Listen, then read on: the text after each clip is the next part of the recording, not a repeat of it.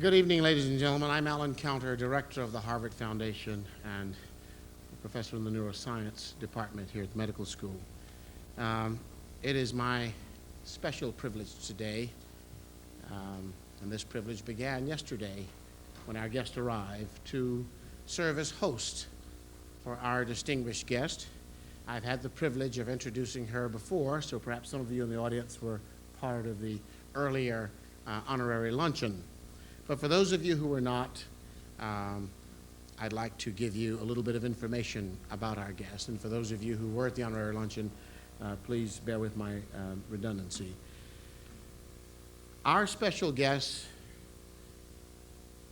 came to the Harvard Foundation as an honoree today because of the outstanding work she has done in her field, because of the great respect our students have for her, and because of their desire to bring her to this community to share her views, her ideas, and her with the undergraduate and graduate populations.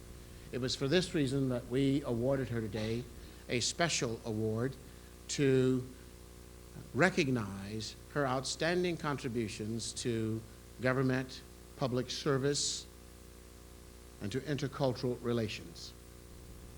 Our honorary guest today, Ms. Gloria Molina, was first elected to office in 1982 as State Assemblywoman for the 56th District. In 1987, she was elected to the Los Angeles City Council, where she served as councilwoman of the 1st District until 1991. In February of 1991, she was elected to the Los Angeles County Board of Supervisors.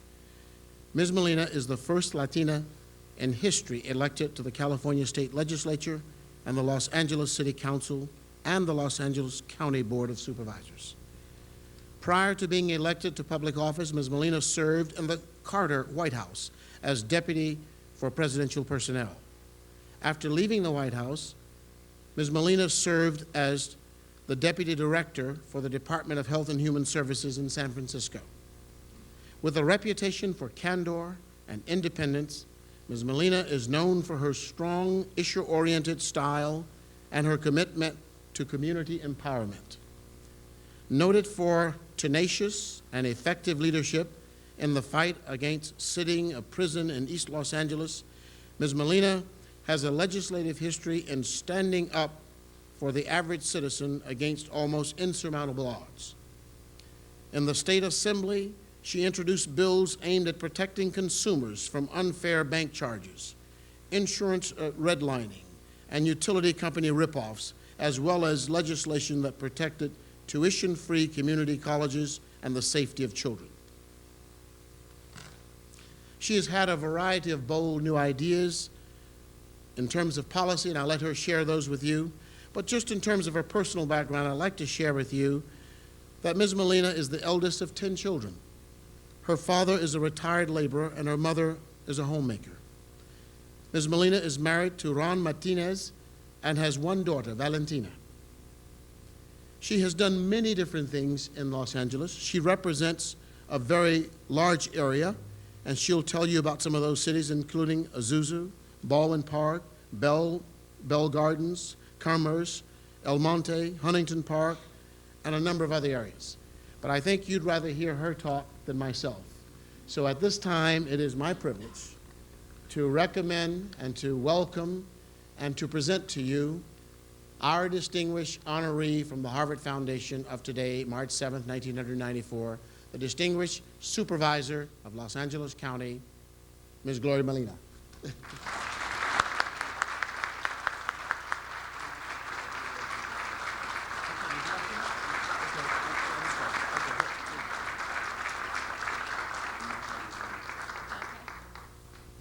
I know you were expecting her. I apologize. There was a mix-up in the introductions. I just, on behalf of the Institute of Politics and all of the undergraduates, I want to welcome all of you here, and very much welcome Supervisor Molina here. It's given all of us a tremendous amount of pride to have her here, to show her off to the Harvard community, and she's a tremendous inspiration to many, many of us. All the things that Dr. Counter said represent her reputation, not only in Los Angeles, but nationally. And I personally had the privilege to work for her this summer, and everything that you said, Dr. Counter, and much, much more is not only the reputation, but very much true. On behalf of the Institute of Politics, on behalf of the undergraduates, please join me in welcoming Supervisor Gloria Molina.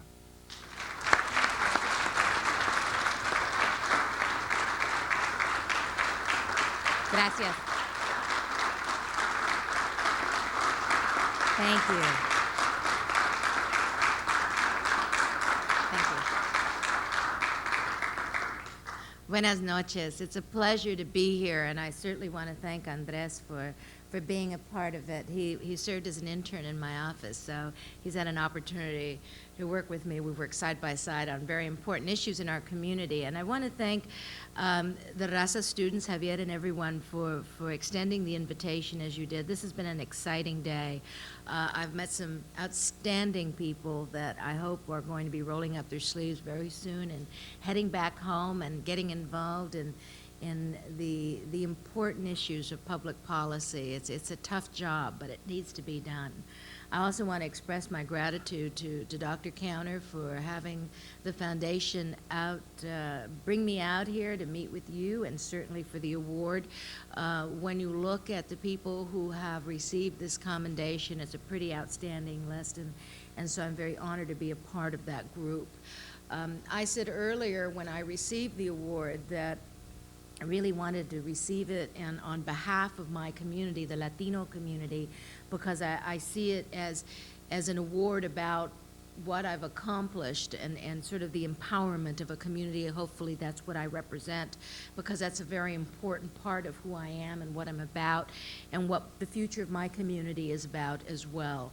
And I must tell you that it hasn't been a cakewalk getting here. And I think it's important for you to understand a little bit of that history in order to better understand who I am and what I am about.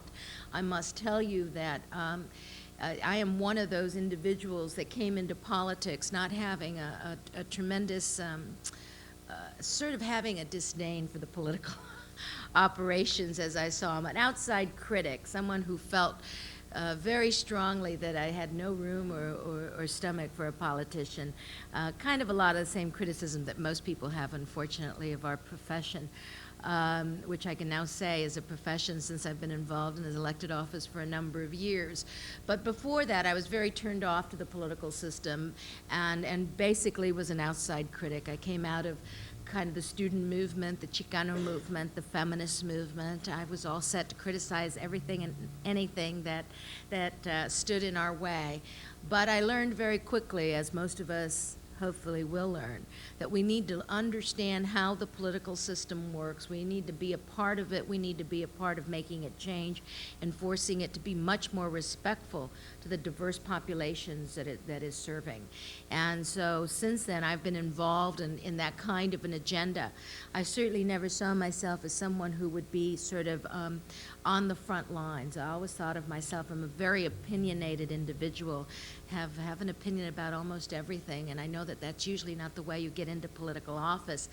And so I always thought that I would be a behind-the-scenes kind of individual, someone who would be a campaign manager, a fundraiser, some technician who was going to work in the background of hopefully supporting good people in elected office. But instead, through all of that involvement, one of the things that was very important to me in empowering the Latino community was also empowering the women within the community as well. We had been involved, and certainly as a Hispanic Latino community and being involved in the Chicano movement, one of the constant controversies was what was more important, racism or sexism, and every so often you had to take a side, and it was a very annoying thing for me because it felt the same way. Discrimination hurts any which way you call it. And so, but I remember that many times when we were asked to sort of take that oath, it was always, it seems like racism was the most important thing to overcome. And so the feminist issues had to take a back seat. But finally, some of us developed the strength and the capability to challenge the men in our community and started being very vocal about some of the sexism that goes on in our own community and challenged it.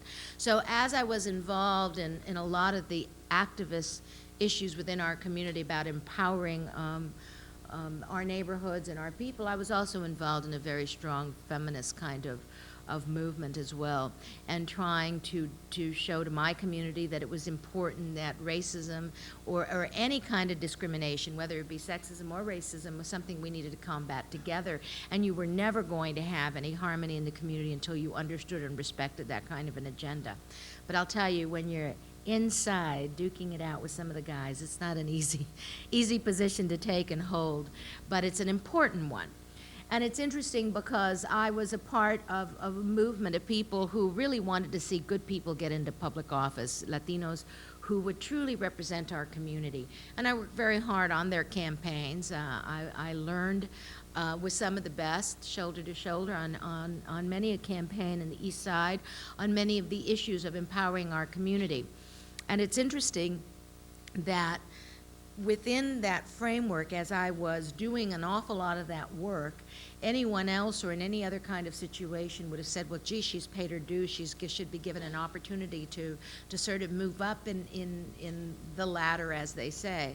And at one point in time, there was an opportunity. It was in late 1981. Many of us had been involved in reapportionment battles. We were involved in a network, an organization throughout the state of California called Californios, which was a group of people that challenged a lot of the reapportionment plans and trying to get better and stronger participation of our community.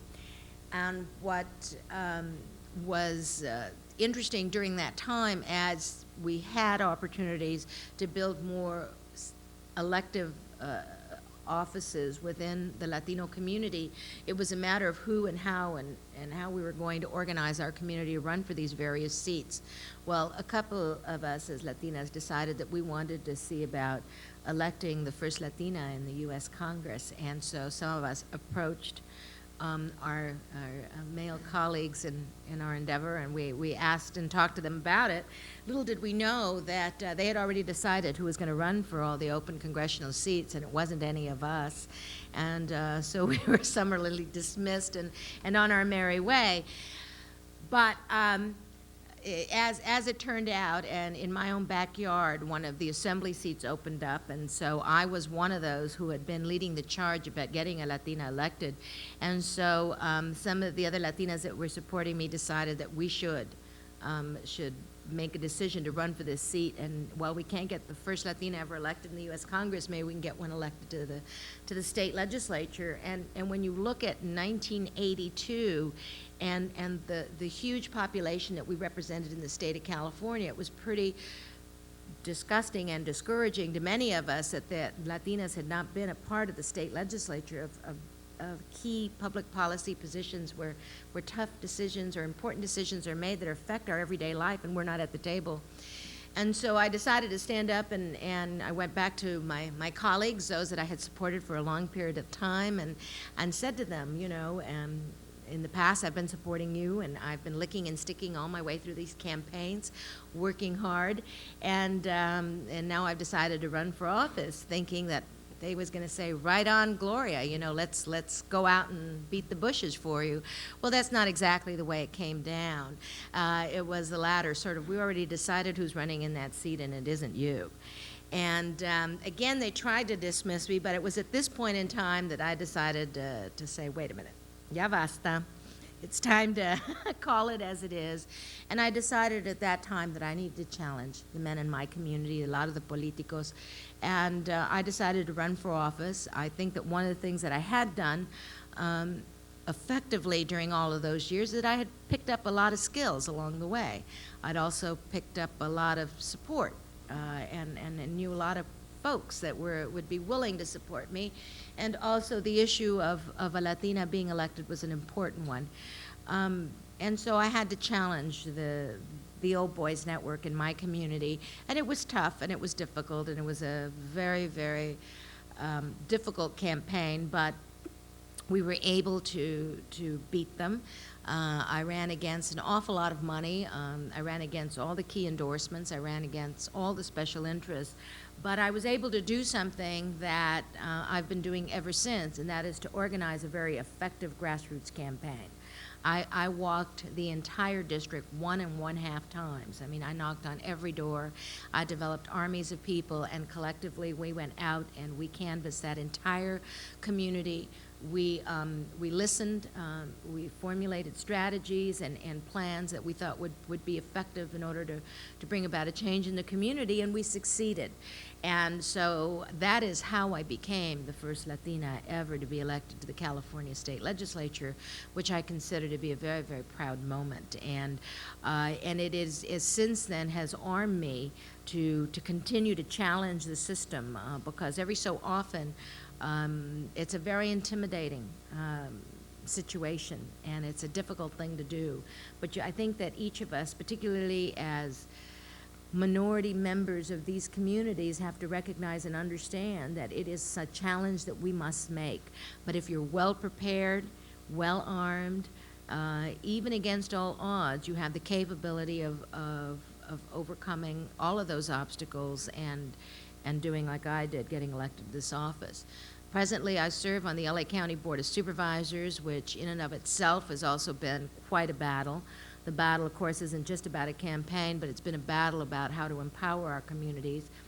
I today am one of 5 members that represent a county that's almost 10 million in population. We have a budget of over $13 billion. I keep saying we need $15 billion in order to function effectively for the county.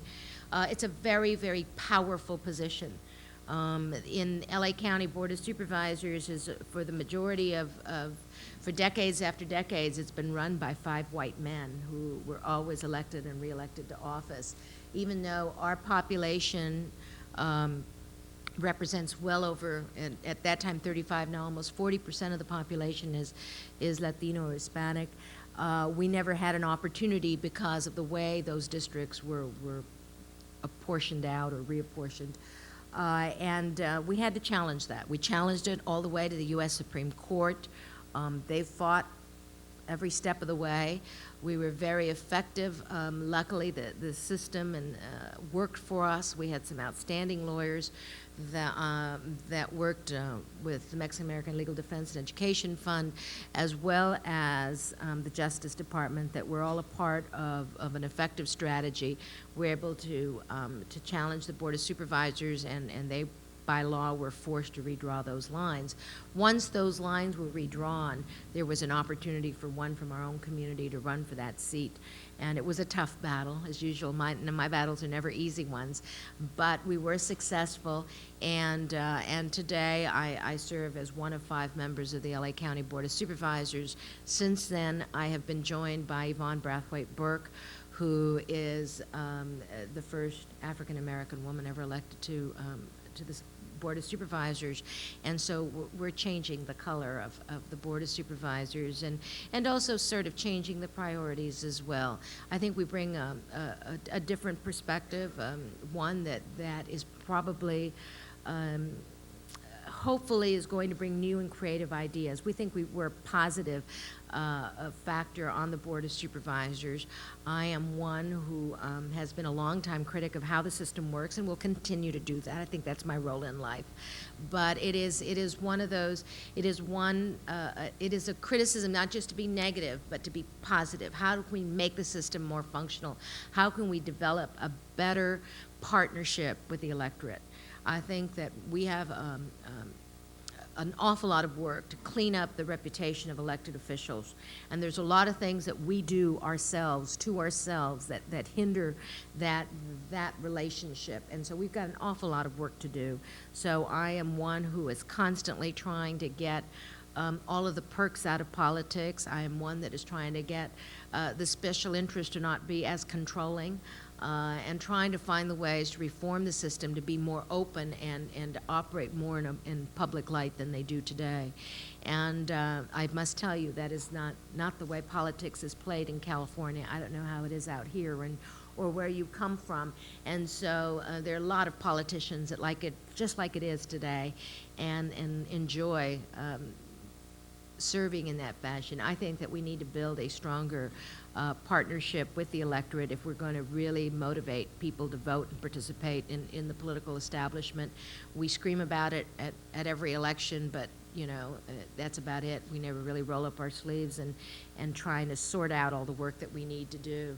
I'm very proud of the role that I have today and the responsibilities that I have today, and even the reputation I have today. Some would say that it's not a very honorable reputation, but I am proud of the work that I do, and I think that every day it's my job to be in, now that I'm inside the political system, to continue to find those ways to make it more effective, to serve the needs not only of the Latino community, but of the public. We have a tough job, and in LA, I'm sure as all of you look at it from the other side of the country, we have been through an awful lot. We have been through the LA riots, we have been through fires and floods and now an earthquake, and it's been tough. But there's a tremendous spirit out there, and I'm one of those people that still look at LA as the place to be. I'm very optimistic. I'm sure we're going to be able to overcome all of these challenges, all of these tough obstacles, and put it all together and really build back the kind of proud LA, first-class city that we have been in the past and will continue to be.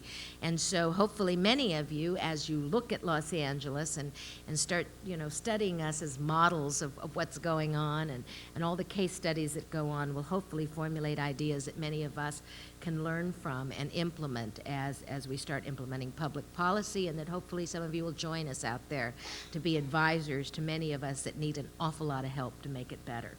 Thank you very much, and I'd like to open up for questions.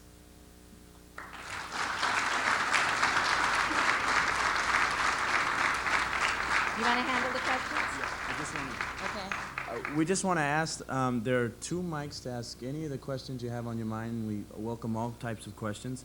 But there are 3 things we request. One is that you identify yourself and the school you attend. And 2 is that you be brief, because there are going to be a number of people who want to ask questions. And 3 is that you ask a question and not make a statement, or else we'll be here all night. And we should go till about 9:15, so we have a lot of time for people to ask questions. And I did want to give you an opportunity. I've been to so many of these lectures, and sometimes I think it's more interesting and exciting to hear what students are interested in, what kind of questions that they have. So it's always to get us started. Hi, Yes. My name is Melissa Liazis. I'm a member of the Student Advisory Committee here at the Institute. On behalf of the Institute, I'd like to thank you again for coming. Thank you. I guess my question, basically, I'm not sure what role the LA County Supervisors play in immigration policy, but if you could maybe talk a little bit about immigration and the role that you have in policy towards that in California. All right. It was a little bit hard to hear you, but Oh, are you I'm sorry. basically asking me what kind of role do I play in the area of immigration as an Right. LA County Supervisor? Right. Okay, good. It's interesting. The immigration issue is probably, we're sort of in an arms race right now. I mean, there's not enough bad things that people can say about the immigration issue in California, and we're in a real tough battle. And I have been put in a role of having to be a defender constantly of all of the kind of rhetoric that's going on, all the immigrant bashing that's going on. And it's been very painful, not only for many of us in the community who have tried to fight for justice and equality in our communities, but particularly painful because it's just really an unfair fight. But there are a lot of people that are getting an awful lot of political mileage from bashing and blaming the immigrant population for all of the woes in California. If they could, you know, they'd blame the earthquake on us, I'm sure. It's been a very unfair battle and unfair fight. The role that I am playing is that I have a role as a supervisor. And as a supervisor, I'm responsible. I don't know if many of you know what we do, but we're responsible for the entire healthcare system in LA County, for the courts, for the jails, for law enforcement, all the social services in LA County. We're just about involved in all the issues in the larger LA County, even though a lot of the cities have their own capability of regional planning, transportation issues, and so on. But we're kind of above all of that, and we manage a lot of those kinds of programs. And so, as an LA County supervisor, I must tell you that this debate has been a very tough one, because there's so many people that quickly want to point and say the illegal immigration problem is having an impact on the economic situation and the funding situation in LA County. And statistic after statistic, study after study clearly demonstrates to us, including LA County's own study, that for the most part, the immigrant population, at least in the LA County area, and this is the one that's most highly impacted, has had a positive contribution to the economy in LA. People refuse to believe that, and instead what they have done is criticize it and like I said, and lay blame for all that's going on in LA County on the new immigrant, and it's led to a very, very discriminatory aspect of legislating and public policy making, which I think is one of the most dangerous things that can be happening. For example, just recently, one of our own representatives from California was moving forward an amendment in the U.S. Congress to eliminate the opportunity of the children of the undocumented to get a public education. Everybody thinks, right, that's exactly, those folks should not be entitled to an education, but what are you going to do? Where are these kids going to get a basic education? What's going to happen to these children? But there are so many that are ready to condemn and criticize and being very unfair in how they're moving forward some of these public policies. But at home, it works very well as far as getting you votes and all the kinds of things. And it's really unfortunate. Governor Wilson has used it, really moved him up in the polls. It was very effective for him. But it's really hurting us in the long run, because it's not a good way to formulate public policy. If any of you are learning anything here, you know how important it is to develop thoughtful, comprehensive public policy that's not just for one segment of the community, but that's going to fit and that's going to be equitable in how it's going to work in implementation and governance. My role, consequently, has been put in one of develop an agenda of how we're going to combat the kind of rhetoric that's going on. And so I have developed and have been a part of forming a group known as PRIDE. It's an acronym for Proposals for Reform and for Informed Immigration, Debate, and Education. I can't remember what the acronym stands for anymore. And we're a coalition of people that are elected officials, segments of the business community, professionals, and others. First of all, it's been a segment of Latinos that have come together, and we're developing a proactive agenda of how to combat the rhetoric that is going on in immigration. We have put together a whole series of academicians that have come together to counter many of the studies that have been put out there. People like Professor Huddle from Rice University, the study that was done in San Diego that really are not well done. A lot of assumptions are put in place, and we are countering many of those studies. We are also very involved in holding elected officials accountable for this kind of immigrant bashing rhetoric that's going to be utilized in a campaign for no other purpose than to get them votes and to continue to separate us on these issues. So we're involved in that strategy. We're involved in challenging the media as well as to how they're portraying us.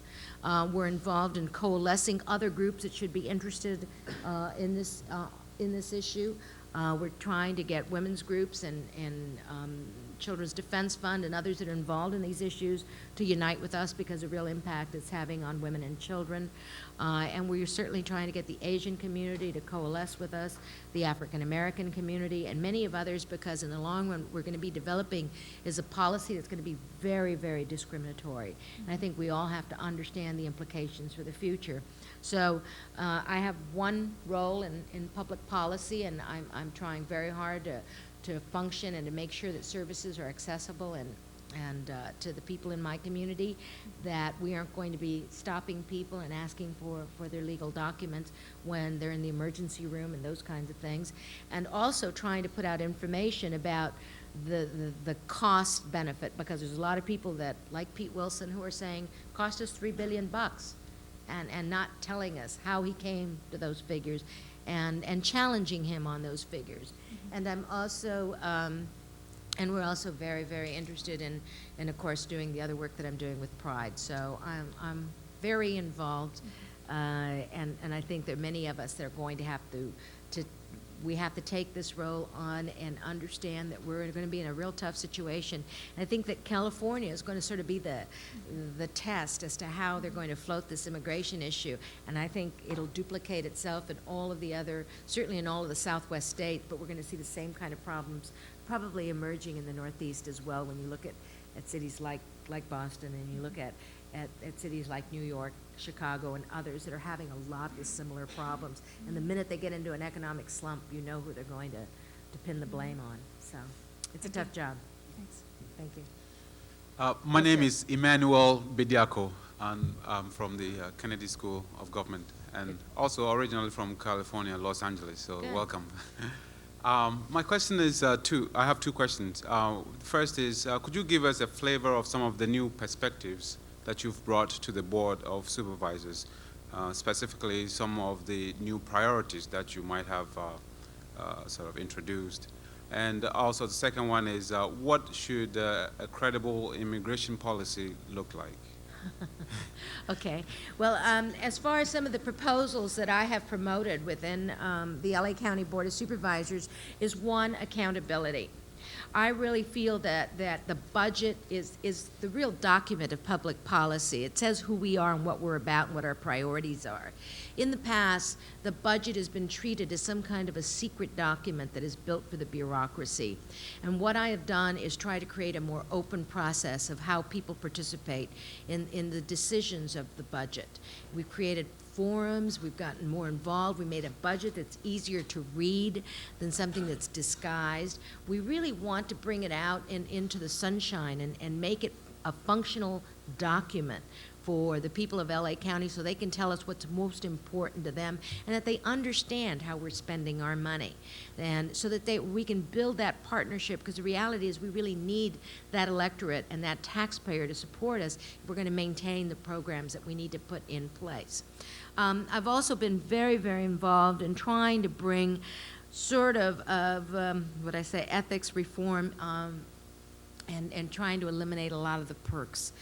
While it may seem insignificant, to me, one of the things that we need to do is we need to establish or bring more credibility and integrity to the Board of Supervisors. We are a Board of Supervisors that is not only very well paid, but we have unbelievable little benefits that very few people in the public know. And what it has done is, for me, is created a real credibility problem. Here we are closing libraries, not hiring enough social workers, and doing all these kinds of things, and yet little devious things like professional development allowances are going out to certain people in management that are sort of tax-free little funds that go in for professional development allowance, whatever the heck that is.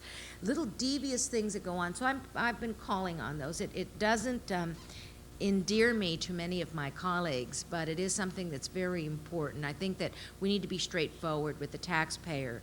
And of course, I've been involved in all kinds of other issues. Affirmative action, which is very important. Right now, I'm very involved in trying to establish a more effective procurement policy for LA County. For the most part, women and minorities have not been getting a big share of all of the contracts. I mean, we're a huge $13 billion government, and very frankly, we're not sharing much of that benefit with the emerging minority business community, and so we're trying to set forth an effective policy. And then I've been involved in all kinds of things, building a new hospital, trying to change a lot of priorities in foster care of not just creating like the Hispanic Preservation Program, trying to keep families intact instead of just pulling kids out and trying to rebuild that. I'm doing an awful lot of work, not as successfully as I'd like, in the whole area of parent education, trying to hold parents more accountable for the actions of their children. trying to get them to understand that the violence amongst our kids is in our hands. It is in the hands of government. It's got to be people coming together and recognizing that we as parents, we as community leaders need to start controlling the violence in our neighborhoods. So I've been involved in a lot of those kinds of initiatives. And then the other question you asked me is what would be reasonable immigration policy? First of all is that there's a tremendous intimidation in the U.S. Congress as well as in public policy forums to really address the issue of good immigration policy. First of all, we have to have an effective policy by which people can legally immigrate to this country. We don't have that. We have to make sure that we have a straight, easy process and that people are going to understand and trust that if they apply through the process, it's not going to be onerous, it's not going to be difficult, and not that the end result is just going to be denial. And we haven't been able to truly build that, particularly for many of our countries in Latin America. We have a limitation of the number of people that get to come in. So we have to have more straightforward, more effective immigration policy as to how people can legally immigrate here. I think we need to revisit our foreign policy. Much of our foreign policy decisions have led to a great number of people coming into our country, fleeing and calling for political asylum, particularly from Central America. So we have to revisit what we do. I think we also have to look at how we're going to have more impact on what we can do in the economies of some of the countries, some of our sender countries, and look at our foreign policy with regard to that. We have a tendency to sometimes be very destructive to those economies, and yet at the same time we find those people sort of on our shores. And so we have to be more effective as to how we're going to deal with it. And that's going to be very tough.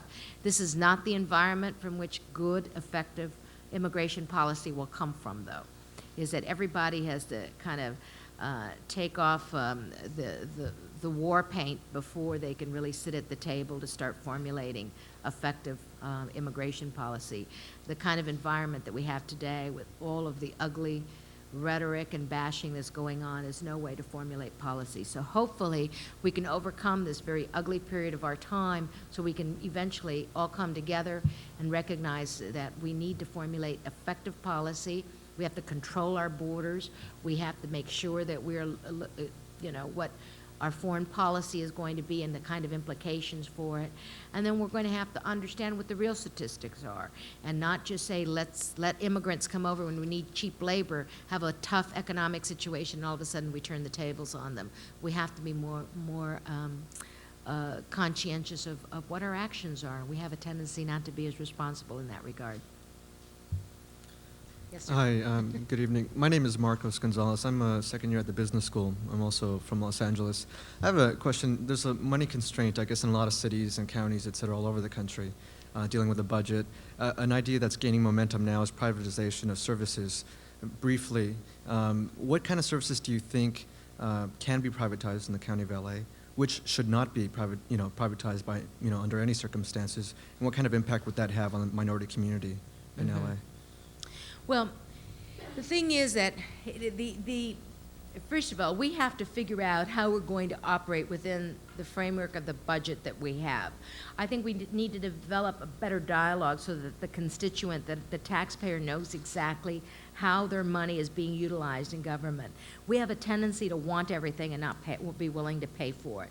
And so I think we have to be more direct with the taxpayer as to what it's costing us to operate government. We haven't been as straightforward. I think as we sort of shake that out, we're going to find that they're going to see a lot of things that they don't think we should be paying for and sort of change priorities. So there's sort of it's a two-edged sword as you start dealing with that. And then the other thing is we're going to have to realize that government can't continue to grow to the extent that it's been growing. We're going to have to understand that we're going to have to start cutting back and downsizing government and curtailing the bureaucracy and finding those ways to reinvent itself so it become actually more effective. We have a tendency in the political process to always say, to not look at the most obvious things because they're tough ones. Every time everybody says, yeah, let's cut down government, and then you say, okay, well, we're going to eliminate this department, and everybody runs and says, oh, no, you can't do that. You have to have a mental health department. It can't be separate from, you can't be part of the health department. It's got to be separate. you know, and then you say, let's eliminate our housing. Oh, no, you got to keep that too. So before you know it, there's this hope, everybody's very protective and nobody wants to give up anything. So it's a tough thing to do. The reason I'm saying all of these things is because that's all a component of it. Privatization is but one component. It isn't the answer. Privatization doesn't necessarily mean that you're going to have more streamlined government.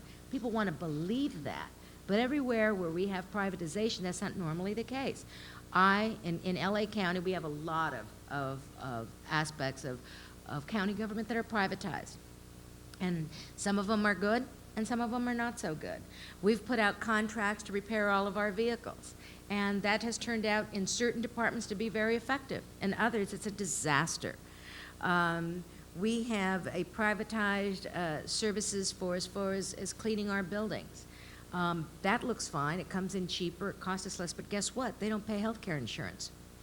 The private employer does not pay health care insurance. So where do those people go when they're on minimum wage and need access to health care?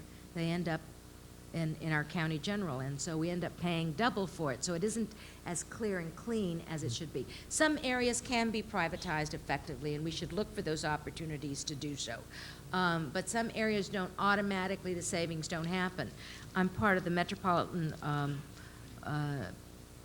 Transportation Authority, the MTA in LA.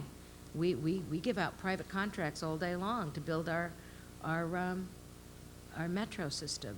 It is so over budget, you cannot believe. It's pretty disgusting. So you can't automatically say that privatization is going to all of a sudden make things and make government cheaper. What makes it more effective is people constantly watching it just like your own personal checkbook. And people who are going to say you got so much money and you can only buy so much. And you got to be honest with the public and tell them what it's about and level with them so that if they want more libraries, if they want more law enforcement, how can we develop a way to make that happen? And so I believe that that's what we need to do. But there are some areas that have functioned very well in privatization. I mean, some contracts that we do a lot of our building outside with contracts, and it has been effective. So where it's able, I want it proven to me that it can work. But just because that contractor says, oh, I can do it cheaper, here's a way to get it done, and all of a sudden everybody embraces that and says that's the way to go, well, you start dismantling all of that, and it's not necessarily as effective. You sort of depress wages, you don't create benefits, and you other kinds of things, and then you have to factor in a profit factor as well, and that doesn't necessarily always work. In some instances it does. I know it's a long-winded answer, but it was important not to just address the issue of privatization. Great. It's how Thank you. we fund government. Thanks. Thank you. Yes, sir. Good evening, Supervisor Molina. I'm Dennis Lopez from the Ed School, working on my How are doctorate. you? Just Thought fine, you were thank you. familiar. No friend. My question has to do with some of the elements you raised in your presentation. Basically, the question is mobilizing the Latino immigrant population in the political process. That's the essence of the question.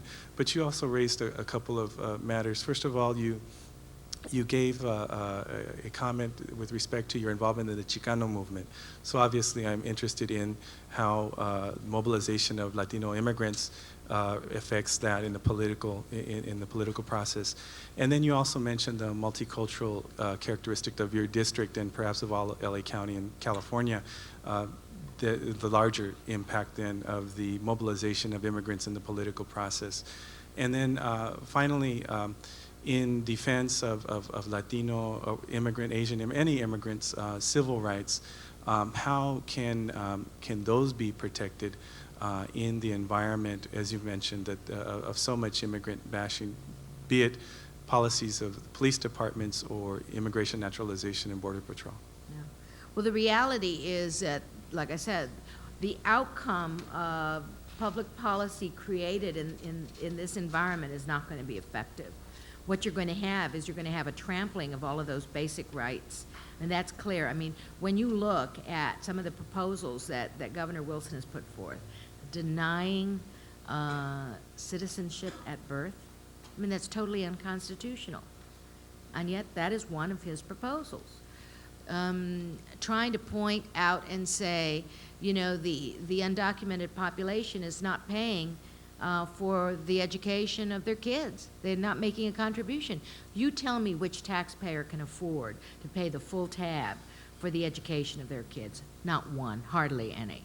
The reality is education is an investment that we make in our children and our future, and that has to be honored and all of a sudden can't be divided on who's legal and who's not. That's a duty and a responsibility that we have to children, and so we have to be respectful of it. So what it's going to say is that while we go through this period of time, I'm hoping it's only a phase, because I'm very, very intimidated by the kind of public policy that will come out of it. And there are going to be some of us that are going to have to speak very forcefully and very strong on this issue. What it's going to mean is probably, it's going to have political consequences that are not going to be as positive. Because I'm telling you right now, this is a hot issue. And in California, people are buying it. I mean, they really do believe that we lost all of those aerospace jobs because of the undocumented. I mean, that's the kind of nonsense that's going on. And it's troubling because the consequences are great. And I must tell you, to be honest with you, our own Latino community is also feeling that strongly. And why? They're fed the same information every single day. I mean, they listen to Connie Chung and Dan Rather, and they're right there discussing the whole problem on a regular basis with not all of the facts, I must say. So we need to work hard at trying to get over this phase and hopefully challenge constitutionally and legally every one of those policies that come out that are going to trample on a lot of the civil rights that many of us have fought for much too long. I hope people will come to their senses. Right. Right. Right. There's a huge population in this country that is in transition and ready to become that empowered new citizen. And under the amnesty provisions this year, we're going to have a huge population. But my fear about what's going on with that, and I hope that this is something that's going to change, is that we don't have enough people working on that agenda. I was sharing with someone earlier that one part of LA, in the Pico Union area, there are over 65,000 amnesty applicants that have filed from that geographic area. The process, or whatever the situation will be of how we're going to process all of those applications. If any of you have ever been by the LA Federal Building and have been there at 6 and 7 in the morning, you will see about 200 to 300 people surrounding the building. These are all people awaiting an opportunity to ask a question, to get information on immigration. How they're going to process all of those applications is going to be horrendous. There's a whole group of us that are very involved in trying to bring about a citizen kind of components that, like NALEO is an organization that's developing workshops in the community so that we're going out there, helping them fill out these forms, getting them involved in the process, trying to demystify it and make it more tangible for people so they can feel they can really get and be a part of it. But it's going to be tough because it's going to need many, many of us to get it done with the number of applicants. But it is a potential. Just those 65,000 in Pico Union would double the number of registered voters in all of the city of LA. So it's an impressive group of people. I hope we'll be able to capture them. And again, not for the purposes of saying, you know, we need more of us so that we can really, you know, call policy our own, but for the purposes of getting involved and making sure that we're going to bring about effective public policy for all of our community. So, yes. Good evening, Supervisor Molina. My name is Joe Martinez, and I'm a first-year student at the Harvard Law School. And my question for you today has to do with the area of education, specifically high school education. I'm sure you, as many other Latinos in your positions of high power in California as well as across the United States, are keenly interested in the issue of Latinos empowering themselves through higher education. Most of the Latinos in this room here have been or are now being educated at Harvard. And my question specifically has to do with you in terms of the budget. How can we overcome, as a Latino group, 50% dropout rates in the high school level And now I read here in the Harvard Graduate School of Education Bulletin that Hispanic students in predominantly minority schools, those being segregated schools, is now approaching 75%. And I'm wondering how, in your position, can you better utilize money and maybe even get more money to combat this problem so that Latinos can stay in school, can get into schools that have a lot of money that come from whatever sources so they can get a quality education and come to college of any sort, even to Harvard University. And I'm wondering what can be done about that for the solutions of the future. Well, as much as, I mean, there's no doubt that we need to have more money in this system, but that's not the only answer. I wish it were. I think that the Latino dropout rate and the problem of education for Latinos overall has to do with a system that is not yet ready or equipped to have the number of students that it has and to educate all of those students. And so I don't think it's a system that yet meets all of our needs. So we have an awful lot of work to make that system, the educational system, more functional for Latinos. When you look at the high school dropout rate, it is so horrendous. The number is so high that if it were happening in any other community, I mean, people would raise holy hell about it. But because it's in the minority communities, it's for the most part, not much is said. It's blamed on them and their parents and their problems, and very few people ever point to the system and saying how deficient it is to meet our needs. So we have an awful lot of work to reform the system. But unfortunately, the environment there is also fairly hostile. What is happening is you are seeing a so many people leaving the public education system. People like myself and others that are saying, gosh, should we take a chance to put our kid in public school? And you know, I've made a commitment to keep my kid in public school, but let me tell you, I mean, there's going to be a point in time when you're going to start evaluating that. I'm in a position to help her and do supplemental kinds of things and pay for supplemental kinds of things along the way. But left alone, it's pretty difficult. And as we start leaving the system, the public education system, I'm very concerned as to what's going to happen to it. And so I'm right now trying to make sure that we sort of participate more effectively, that we continue our commitment to public education, and that we look at how it's going to be more effective to meet our needs. It isn't exclusively money. Money is part of it. But I think that you have to bring more, I know people won't appreciate that, but I think you've got to be more effective at training your teachers, getting more sensitive to minority communities, being much more respectful of the role that they play, understanding how to, and extending themselves to figure out how to relate to these kids and make sure that they stay in school. And certainly trying to find those ways to make parents more a part of the process. I think a big part of public education makes the parent participation diminishes the responsibility of the parents and doesn't incorporate them, and I think that hurts us in the long run. Most private schools, you cannot participate unless the parents commit themselves every single day to make a contribution to a private school. Either financially or to be there or do something. We need to start doing that in public education as well. So we have an awful lot of work to do in order to reform it, and an environment right now where many people are not as committed to public education. Many of you, as you have your own children and so on, are going to be faced with that tough decision. You know, do I continue my commitment to public education, or do I step out of it because I can afford to do so and send my kid to private school?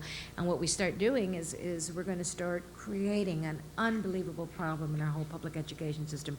And you see the debate going on every so often with vouchers and options programs and all this going on. It's really harmful to the future of public education. And it's an issue that we need to wrestle with and figure out how to start sorting out. I wish it were just money, though. It's much more than that. Thank you. Thank you. Gloria, welcome to our home away from home. This is someone I know well from my community here. All right. But I'm glad to see you here. I have two questions. One of them is a little bit tough, and the other one's easier. So here we go. In 1993, across LA County, leaders of the Mexican Mafia brought together thousands of Chicano gang members to convey what they termed as a higher calling. That is, stop the killings among Chicanos and start the killings of African Americans. What are your thoughts on how to curtail the race war advocated by the Mexican mafia? That's number one. Second question. Is that the easy one? That's the hard one. Oh, okay. And the second question has to deal with your involvement at UCLA in assisting to create our quote-unquote Chicano Studies Center. What we would like to know is what recommendations do you have that can assist us here at Harvard to create our own Chicano Studies initiative? Okay. That's it. Well, the first one is certainly a tough one, and you know how much both of us are kind of on the same side and very concerned of what's going on with the gang problem, and not just the east side, throughout LA County, and in not just the Latino community or the African American community, Asian community. There are gangs that are evolving everywhere, but probably nothing has been as horrid as the potential of what is known as the Mexican mafia. Is it called El M or La M? La M coming into that. The reason is that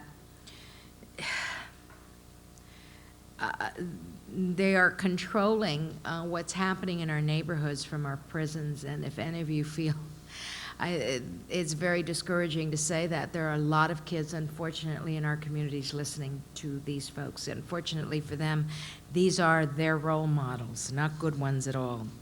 And all of a sudden, I guess, I don't know who the leadership is, and I don't think I want to bump into them, they all of a sudden decided that we're going to stop the drive-by shootings and we're going to concentrate on organizing ourselves into a very effective network that is now going to go after the African American community. And it only over-dramatizes what I think is going on throughout our communities, and that is the unfortunate situation as far as race relations and a lot of the ethnic conflict. In LA County, at our within our jails, we are at the point of almost of segregating all of our prisoners into African American prisoners and Chicano prisoners, and it's pretty violent. But it is, I think, a reflection of what's happening inside the prisons will eventually be happening outside within the community, and it's pretty intimidating and pretty frightening. I am all in favor of being the most effective speaker for my community, empowering my community, being a spokesperson for the Chicano community, for Latinos. But by no means is it going to happen at other people's expense. While I am as insistent and persistent at trying to make sure that we get our fair share, we're going to have to be very careful as to how we approach it. And I'm very, very disappointed with the Chicano Mafia and what they're doing. They are they are putting forth one of the most violent acts in the history of LA County, and hopefully we're going to put a stop to it. But the only way it's going to happen, it's not going to be government that's going to do it. I really think that families and communities are going to have to come together and call these communities their own and not allow people that are inside the prisons to be the role models for our young people in the community. And it's happening every single day. And we've got to challenge it. We've got to stop it. I know that it's a tough thing to do. I know that you've been challenging it. And these guys mean business, and they've got weapons, and they've got a network. So it's going to be a tough, tough battle. And it's going to be an unfortunate one because there's probably going to be a lot of disasters along the way. But like I said, we've been devastated by all kinds of things, earthquakes and floods and fire, but nothing is going to be as devastating as the potential race riots that we're going to have in LA County, because it is escalating.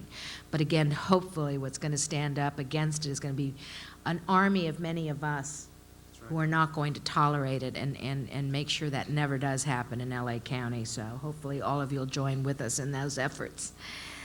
The second question was... Chicano Studies, your experiences at UCLA, studies, and how can we when use it's going that to happen here? at Harvard. Well, first of all, First of all, let me tell you that I was not supportive of the hunger strike that went on at UCLA. I don't think that that's a good strategy, but it was a strategy that was utilized by the students. They didn't ask me for my opinion about what I thought about it, but once it did get started, I really felt it was important for the administration to quickly formulate a response as effectively as possible and putting in place an effective program. It is fairly discouraging when you look at a UCLA, a huge campus in California, not having a Chicano Studies department, and not just because we need to have an ethnic place, we have to have our own department to be a part of it. No, but really to conduct studies, to really start looking at many of the issues in our community and formulating and assisting us in the development of policies and so on. But the administration, for its reasons and whatever faculty decisions they've made, have been denying a department and basically have continued to deny it. What they have created now is a center. And at least it's a beginning, and they are going to, the compromise that they would have so many professors who would be a part of it, and it would be a beginning, and hopefully eventually that might develop and evolve into its own department. And there are many of us that look forward to hopefully having a stronger and healthier relationship with the administration at UCLA. But I do believe that while it's important for many of us to feel that we belong somewhere and that there's this outreach and there's this support network, I think that these departments can be very helpful. Yet at the same time, many times with the administration, we also have to be careful as to not, as they say, separate ourselves. But at the same time, I think that we also need to have that. And so it's important to have for many of us. And so I support it wherever I go. I think it's something that universities, that our institutions of higher education should commit themselves to listen to the students from various ethnic and cultural backgrounds and be responsive to their needs. And they wouldn't be asking for it if it isn't something that they felt was important to them. And how is it that you make it function and work within the university? And so I hope that Harvard will one day have a center, a department, something that Latinos can call their own, and that hopefully it's going to assist in creating a diverse faculty, a diverse administration, a diverse curriculum, because the reality is that your community outside of this university is a diverse population. And so you have to be prepared to operate and to function in that diverse population. So whether you come out of here as a doctor, a lawyer, a business person, whatever it may be, the reality is wherever you go and whatever you do, you will be functioning within that diverse population. You will be called upon to meet the needs of that diverse population. So if in fact Harvard's commitment is to build and to educate and to excel in those arenas, I think part of its responsibility is how it's going to meet the diversity and the changing population out there, because it is our future. And so if you're preparing the future leaders of this country, that has got to be part of the agenda, and it's going to have to be addressed by this university and universities across this country, and hopefully done in a way that is not going to be negative. Doesn't have to be a fight, doesn't have to be a battle. It can be, how is it that we can come together to meet those needs, because they're beneficial to each other.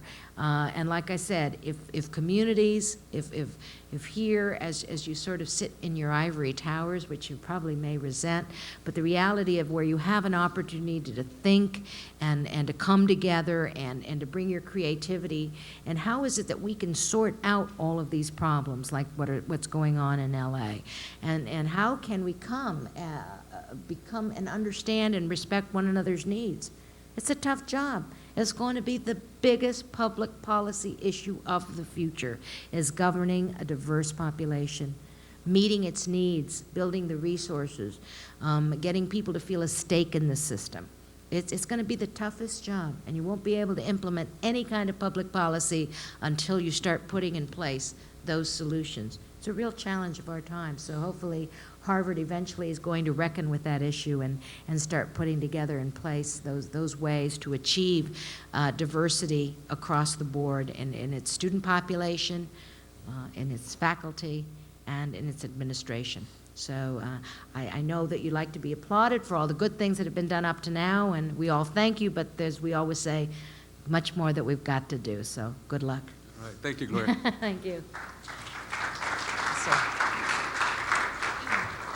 Hi, my name is Eli Kuo. I'm a former resident of LA and a former student at UCLA. I'm currently at the Kennedy School. Great. And I just wanted to ask you, what is your role as the county supervisor in determining what will happen, in which I believe in President Clinton's plan to put empowerment zones in LA? I know it's primarily for the city, but what do you think the county supervisors will be doing and deciding and setting goals? The empowerment zones? Yes.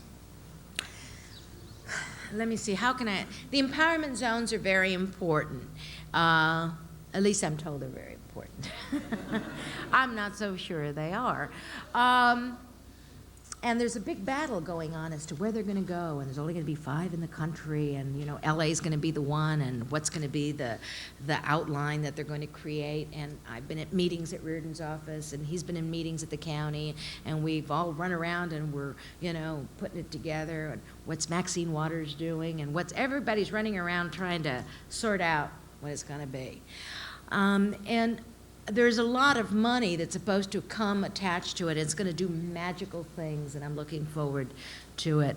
I can only say that wherever it is located, I hope it'll do those magical things, whether it's going to be exclusively in South Central, whether it's going to be in South Central and part of the Latino community, wherever it's going to be, I hope that it will do all that it promises to do, because it can be a model of how we can change our communities.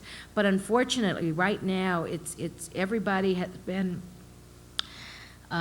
talking about the great benefits that are going to come from it, and putting us in sort of these battle lines of where it's going to go and taking sides. I am hopeful that it's going to be effective. I know that LA will be one of the designations. I think it'd be foolish for this administration not to put an empowerment zone in LA. I hope that we're going to get more than just a lot of tired policies, that we're going to get real opportunity to invigorate our communities, to create programs that are going to be modeled for the people in that community, that we're not going to have DC telling us how to operate our empowerment zones, how we can make them functional so that there's a real end result, which is a meaningful job and not just a nice window dressing. So I have high hopes for it. It is in negotiations now. The City Council is working with the county. Yvonne Burke and I are very involved with the city and how it's going to come about. We're in the process of beginning a whole series of hearings that are going to be conducted at the city level as to how to better approach it. And we are hopeful that we're going to come up with a good plan. We need it desperately, but again, right now where it's at, it's like a political football. It's just like going all over the place. Everybody wants a piece of it. Everybody's got so much promise in it that it's going to do all these magical things. And all I would like to see is it rest somewhere. Wherever it is, it needs to be there, and hopefully it'll do those kinds of things. And once it does, we'll say, gee, what a great success. Let's continue doing these things throughout the community. But I was involved in the enterprise battle, which is sort of very similar to our empowerment zone, and I fought like crazy politically to get an enterprise zone in my community. I'm the proud author of such a proposal, not only in the legislature, but on the LA City Council, and let me tell you, it produced very little. Because the reality is that sometimes these come loaded with lots of words, and when you start putting them and implementing them at a local level, they don't become exactly what you were told they were going to be.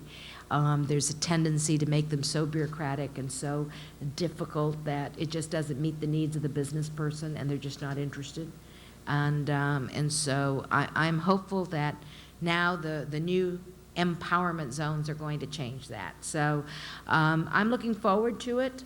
Again, I'm trying to be a contributor to the discussion on it. In this instance, I'm not taking sides as to where it should go.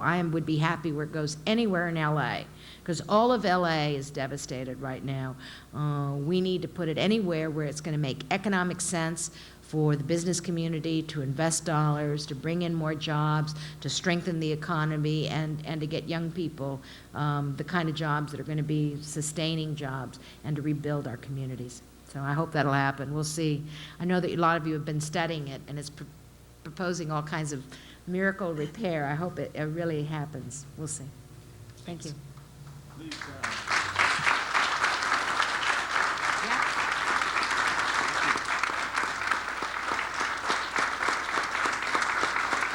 Thank you very much.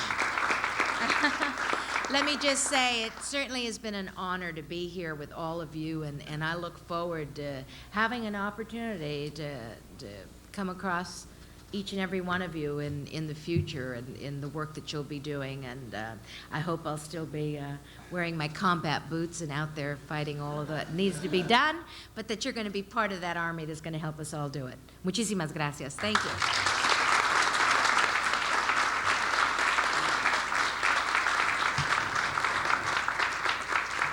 Just picking up where she left off about getting an army together and struggling and fighting, there's going to be a rally at the Kennedy School tomorrow by the students here at the Kennedy School. We're going to be talking about issues of faculty hiring, diversity, student involvement, curriculum.